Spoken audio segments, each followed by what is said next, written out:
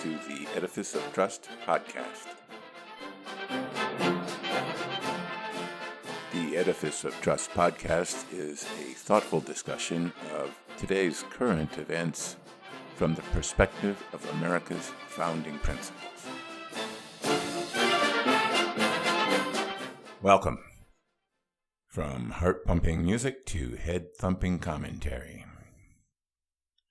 There are reasons. There are reasons why things happen and why things turn out as they do. There are reasons why things occur in the physical world, and there are reasons why things occur in the world of human events.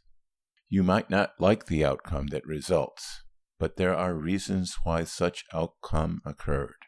In America, there are many people who do not like some of the outcomes that occur in this country. Black people are underrepresented in our nation's universities. So a quota system, called affirmative action, is created to place more blacks into elite universities. Women are underrepresented on the boards of directors of public companies. So a law is passed, in California, to require companies to name more women to the boards. Another quota system. People living in certain poor neighborhoods have difficulties getting mortgages because the neighborhoods have been, quote, red-lined. So a law is passed to require banks to lend the money into those neighborhoods. None of these so-called solutions address the reasons why the unpopular outcomes occurred. And because the underlying causes of the poor outcomes are not addressed, the solutions create unintended consequences, such as the real estate collapse that was precipitated by subprime mortgage loans that began in red-line neighborhoods, because many of the people in those neighborhoods had poor credit ratings or lacked the funds to make a down payment of 20%, which had been the industry standard. People attempt to create preferred outcomes by passing laws to mandate such outcomes. The rationale is that the bad outcomes were caused by prejudice, greed, or other human vice that was imposed on poor people and minorities by wealthy elites. And in some cases, this is a correct analysis. But in many cases, it is not the correct analysis, or at best, only a partial reason for the unwanted outcome. Many of these solutions are based on ideology, not on science or reason. Passing a law mandating a particular outcome is easy compared to the hard work of actually trying to solve the problem that is causing the bad outcome. And an effective way to resolve a problem means giving the people affected by the bad outcome the power to resolve the problem themselves, rather than have a solution handed to them by politicians or whoever. Many people will say that the system is skewed against the little guy.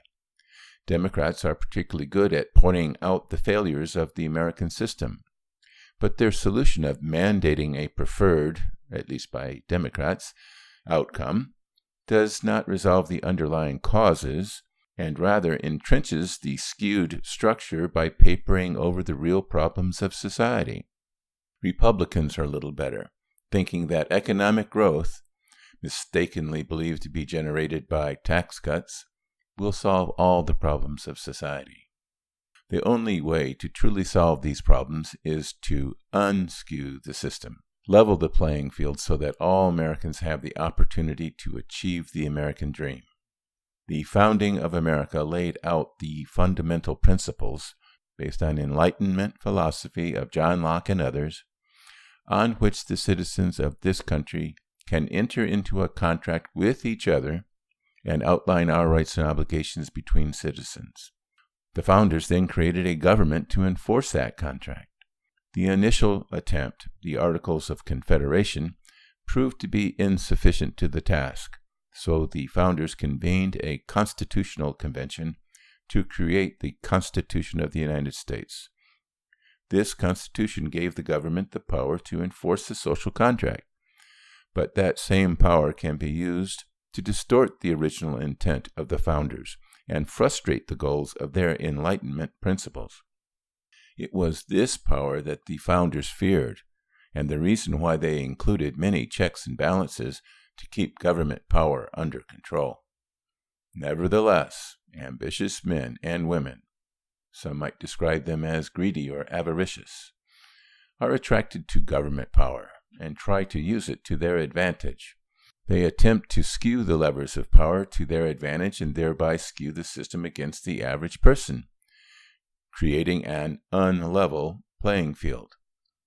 This isn't unique to the American government or any particular ideological system. It has always happened, and it will continue to happen until human beings evolve into some other higher form of life. But American government is unique in that the founders intended to limit government power. The Constitution gives the federal government power, but it also constrains that power.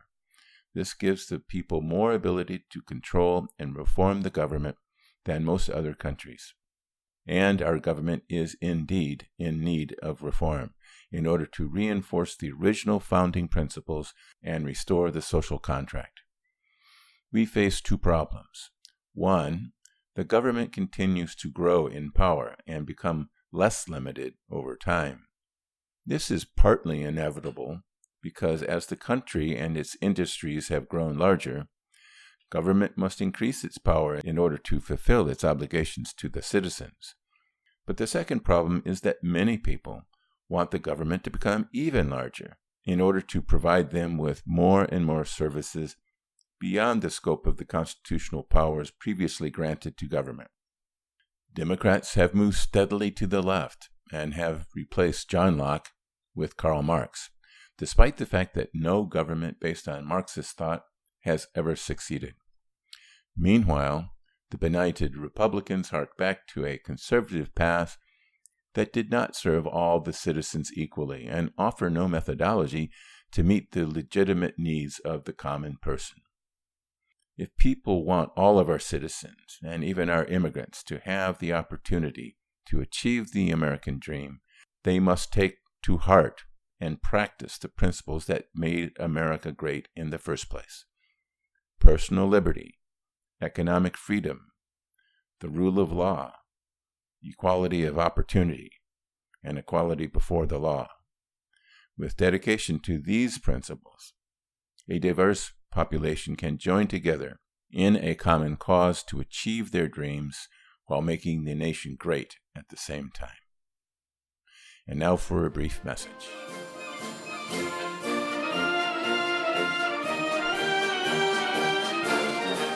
Whew!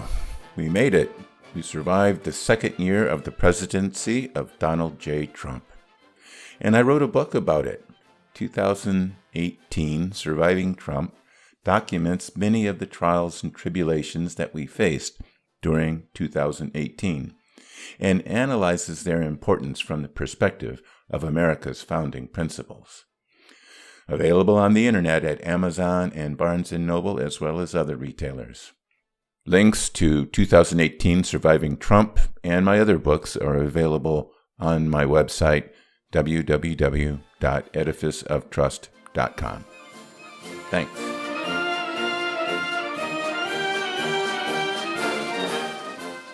Welcome back.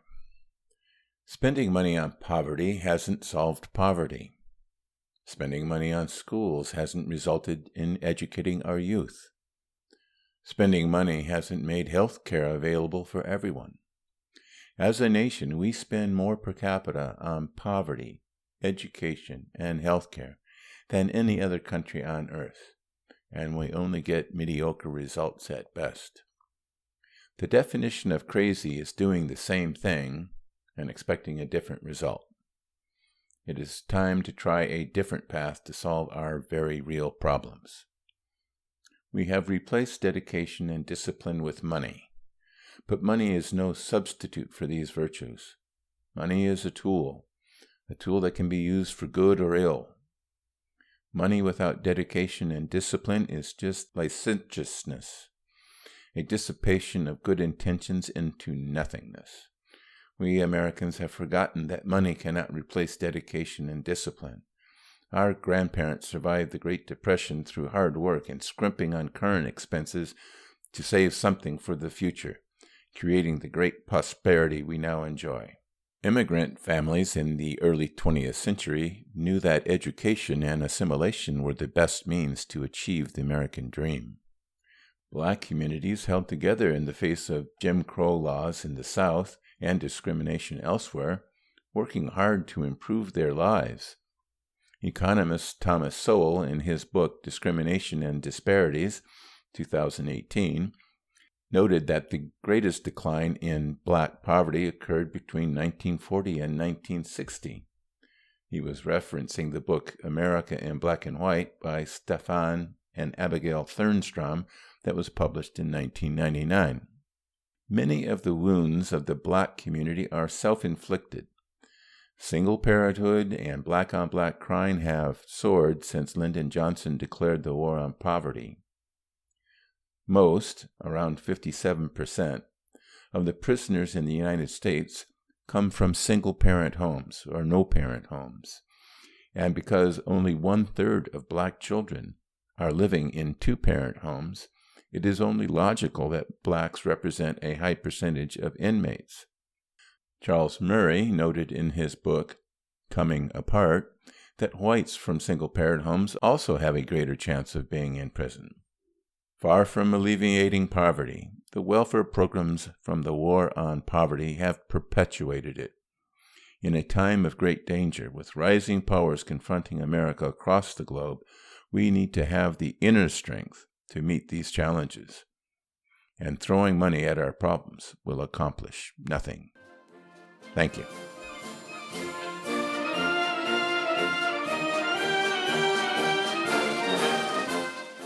Thanks for listening to my podcast. If you would like to hear more Edifice of Trust podcasts, please don't forget to subscribe.